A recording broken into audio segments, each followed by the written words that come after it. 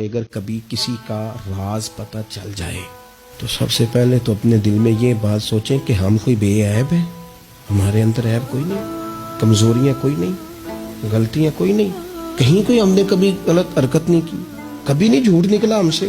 بھائی معصوم تو فرشتے ہیں یا نبی ہیں؟ تو اگر کسی کا پردہ سامنے کسی وجہ سے کھل ہی گیا ہے، کسی کی کوئی بات سامنے آ ہی گئی ہے، تو اس کا کیا مطلب ہے ایک ڈنڈورا پیٹنا ہے؟ میں نے پہلے بھی کہا تھا کہ اپنی ساری غلطیوں سمیت اپنے آپ سے پیار ہے، اور دوسرے کی ایک کا پتہ چل گیا تو اس سے کیسے نفرت شروع ہو گئی جی؟ میرے نبی پاک علیہ السلام کا جو انداز ہے نا بات کرنے کا، وہ تو موہ لیتا ہے من کو۔